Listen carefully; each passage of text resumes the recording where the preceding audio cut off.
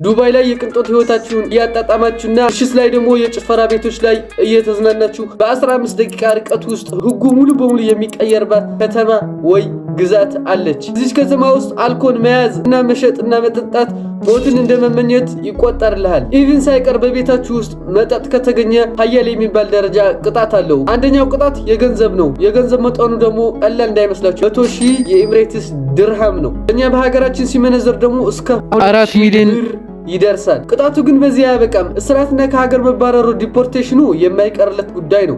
ትባረራለህ። እናም በዚች ሀገር ላይ ቤተሰብ ህጉ ሙሉ ለሙሉ የብረት ነው፣ ማለትም የከርቸሌ። እንኳን ደህና መጣችሁ። ዛሬ ስለ 7 የተባበሩት አረብ ኤምሬት የምናይበት ዶክመንታሪ ተከታታይ ቪዲዮአችን ነው። ፓርት 3 ላይክ፣ ሰብስክራይብ ያደርጋችሁ ከኔ ጋር ቆዩ።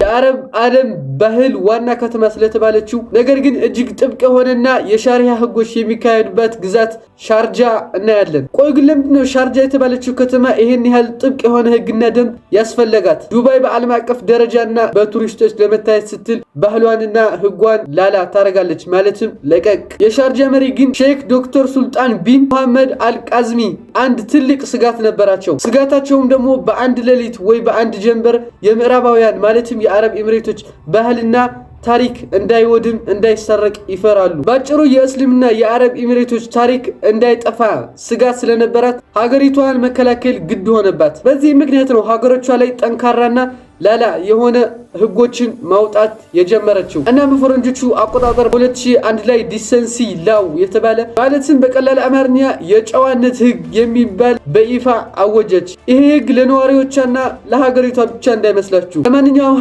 ሀገሪቷን ሊያስስ ወይ ሊዝናና ሄዶ ወይም ቱሪስቶች ከመጡ ይህን ህግ የማክበር ግዴታ አለባቸው። ህጉ የግድ ነው። ይህም ህግ ለሴቶች በጣም ጥብቅና አክርሮ የሚይዝ ሲሆን ሴቶች ጥብቅ ያደረጉበት ምክንያት የከተማው አስተዳደር እንዲህ ሲል ይናገራል። ሴቶች በህዝብ ቦታ ላይ ሰዎች በተሰበሰቡበት ቦታ ላይ ክብሯን ጠብቃ እንድትሄድና ያለምንም ትንኮሳ ማንም ሳይነካት በሰላም እንድትገባ ቤቷ የታሰበ ነው። በዚህ ምክንያት ብቻ ግን አይደለም፣ ሴቶች ባህላቸውና ደንባቸው የእስልምናን ወግና ደንብ አክብረውና እንዳይረሱ ስለሚታሰብ ነው። ምክንያቱም የሻርጃ መሪ ወግ አጥባቂ ናቸው። ባህላቸውና ደንባቸው የእስልምና ታሪክና እንዲጠፉ አይፈልጉም። ለዛም ነው እነዚህን ሰንሲላው የጨዋነት ህግ የተባሉ ሀገራቸው ላይ ያተገበሩት። ምክንያቱም ሀገራቸውን የሚወዱ ታላቅ መሪ ናቸው፣ ባህላቸውን ደንባቸውን የሚያከብሩ። የሴቶች ህግ ትከሻና ጉልበትን የሚያሸፍን ልብስ ካርገች ትልቅ ቅጣት አለው። እንዲሁም የሰውነትን ቅርጽ የሚያሳይ በጣም ጠባብ የሆነና በደንብ አጉልቶ የሚያሳይ ነገር አይፈቀድም። ሌላ ደግሞ አጭር ቀሚሶች እና ሆድን የሚያሳይ ማለትም እምብርታቸውን የሚያሳይ ልብስ ፈጽሞ የማይቻልና የማይጣስ ህግ ነው። ሻርጃ ውስጥ ወንዶች ምንም አይባሉም ማለት ነው ብላችሁ ካሰባችሁ ግን በጣም ተሳስታችኋል። ህጉ ለወንዶችም ቢሆን አይራራም። የወንዶች ህግ ደግሞ በህዝብ ፊት ደረታችሁን ነፍታችሁና ራቁቴን እሄዳለሁ ካላችሁ የገንዘብ ቅጣታችሁና ከርቸሌያችሁን ታገኛላችሁ። ለወንዶችም ቢሆን ይህ ህግ አይራራም። ሌላኛው ህጋቸው ደግሞ ከመዋኛ ገንዳዎች ውስጥ ወይም ከተፈቀደላቸው ባህር ዳርቻ ውስጥ ሾርትስ ልብስ ማለትም የመዋኛ ልብስ አርጎ ከተማውን መዞር ወይም መንቀሳቀስ ይሄ በጣም ትልቅና ከባድ ወንጀል ነው። እስር ቤትም እስከ 6 ወር ሊያሳስራችሁ ይችላል። ሻርጃ ጥብቅና ህዝቧን ጠንቅቃ የምትይዝ ሀያል ሀገር ነች። የሻርጃ ህግና ደንብ ይሄንን ይመስላል። ሻርጃ ጥብቅና ሀያል ህጎች አሏት። ነገር ግን እንደ ሌሎች አረብ ኤምሬቶች ማለትም አቡዳቢና ዱባይ ነዳጅ አላት ካላችሁ አዎ ነዳጅ አላት። ነገር ግን ብዙ ዓለማት ሻርጃ ነዳጅ አላገኘችም ብለው ያስባሉ። እውነታው ሌላ ነው። በፈረንጆቹ አቆጣጠር በ1972 ሻርጃ ሙባረክ የተባለ በባህር ውስጥ የመጀመሪያ ነዳጇን አግኝታለች። በ1980 ደግሞ ሳጃ የተባለ የምድር ላይ እጅግ ግዙፍ ጋዝ አግኝታለች። ነገር ግን የሻርጃ ነዳጅ በጣም ጥቂትና ትንሽ ከመሆኑ የተነሳ ከአቡዳቢ ጋር ለመነጻጸር በፍጹም የማይቻል ነው። ለዛም ነው ብዙ ሀገራትና ብዙ ህዝቦች ሻርጃ ቆይ ነዳጅ አላት ብለው የሚጠራጠሩት። እና አቡዳቢ የሀገራቸው 90% ይሸፍናል ነዳጅ። ዱባይም ትንሽ ቢሆንም ከሻርጃ ግን ትሻላለች። እና በዚህ ምክንያት ነው የሚጠራጠሩት ነዳጅ አለ የለው የሚለው። ነዳጅ አለ ነገር ግን ብዙ አልተገኘም፣ ትንሽ ነው። እና ታዲያ የሻርጃ መሪ ምን አረጉ? ከነዳጁ የሚገኘውን ጥሬ ገንዘብ ዝም ብለው ከነ ዱባይና ከነ አቡዳቢ የፎቅ ጠቀሱ ህንፃዎች ላይ መወዳደር አላሰቡም። ይልቁንስ ገንዘቡ ሙሉ ለሙሉ ወደ ሙዚየምና ወደ ትውልዳቸው ኢንቨስት አደረጉት።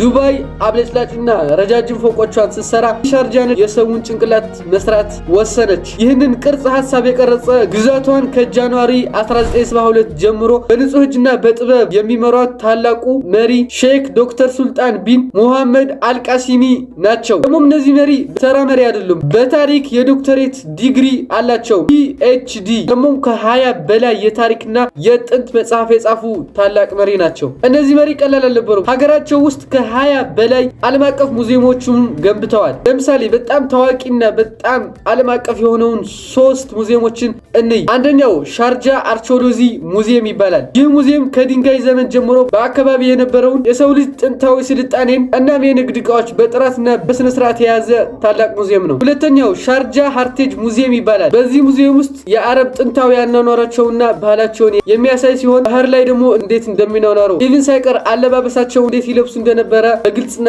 በዲቴል የሚያሳይ ሙዚየም ነው። ሶስተኛውና የመጨረሻው ሻርጃ ሙዚየም ኦፍ ኢስላሚክ ሲቪላይዜሽን። ይህ ሙዚየም ቀላል አይደለም። ከ1400 ዓመታት በላይ የነበረውን የእስልምና ሳይንስ፣ ሕክምናና ጥበብ ግኝታቸውን ለዓለም የሚያሳይና ጠንካራ ሙዚየም ነው። ሻርጃ ውስጥ 20ዎቹ 3 ሙዚየሞች ያየናቸው በጣም አሪፍና በጣም ጥንታዊ የሆኑ ሙዚየሞች ናቸው። ዛሬ ላይ ደግሞ በዱባይ ውስጥ ያለው የኢኮኖሚ ግሽበትና ቤት ክራይ እጅግ መወደዱ በመቶ ሺህ የሚቆጠሩ መካከለኛ ገቢ ያላቸው የዱባይ ነዋሪዎች ዱባይ ውስጥ መኖርና ቤት ክራይ መያዝ ይፈታተናቸዋል፣ በጣም ይከብዳቸዋል። እና ታዲያስ መፍትሄው ምንድነው? መፍትሄዋ ሻርጃ ነች። ሀገር ለነዋሪዎቿና ለከተማዊቷ ጠበቅ ያለ ህግ ብታወጣም ሀገሪቷ ላይ ግን ነፃነት አለ። ቤት ክራዮች ርካሽ ናቸው። የፈለጋችሁን ልትበሉ ትጠጡ ርካሽ ናቸው እና በሰላምና በስነ ስርዓት ወጣችሁ እንድትገቡ ያስችላቸዋል። እና ሳሳጠርላችሁ የኤምሬቷ አባል ዱባይ የቢዝነስና የዘመናዊነት ፊት ስትሆን ሻርጃ ግን ሀገራቸውን ልብና ህሊና በተለይ ደግሞ ታሪኳን ጠባቂ ሀያል ሀገር ናት። ያለ ሻርጃ ጥብቅ ማንነት ኤምሬቶቹ የአረብነታቸውን ወግና ባህላቸውን ያጡ ነበር። እና ቤተሰብ የሻርጃ ታሪክ ይህንን ይመስላል። የኤምሬቷ አባል የሆነችው ሻርጃ ታሪኳን የምትወድና የሀገሪቷን ባህል አጥብቃ የያዘች ትልቅ ከተማ ናት። እና ቤተሰብ የሻርጃ ታሪክ እንዴት አያችሁት? ከራሷ አልፋ የሰባቱን ኤምሬት ባህልና ደንብ የጠበቀች ሀገር ናት። የሰባቱ ኤምሬቶች ሚስጥርና ታሪካቸውን የምናይበት ተከታታይ ቪዲዮአችን ፓርት 3 የሻርጃ ይህንን ይመስል ነበር። ቀጣይ የምናያት ሀገር ደግሞ በስፋት አነስተኛ ብትሆንም እጅግ የታሪክና የኢንዱስትሪ ታሪክ ያላት ኡጅማን ግዛት እንመጣለን። ቤተሰብ በቀጣይ በፓርት 4 የኡጅማንን ታሪክ ይዤላችሁ የሚመጣ ይሆናል። እኔ ጋር ስለቆያችሁ በጣም ቴንኪው ያልኩ ላይክ፣ ሰብስክራይብ ማድረጋችሁን አትርሱ። አቤል ነኝ። በሌላ ቪዲዮ እስከምመጣ see you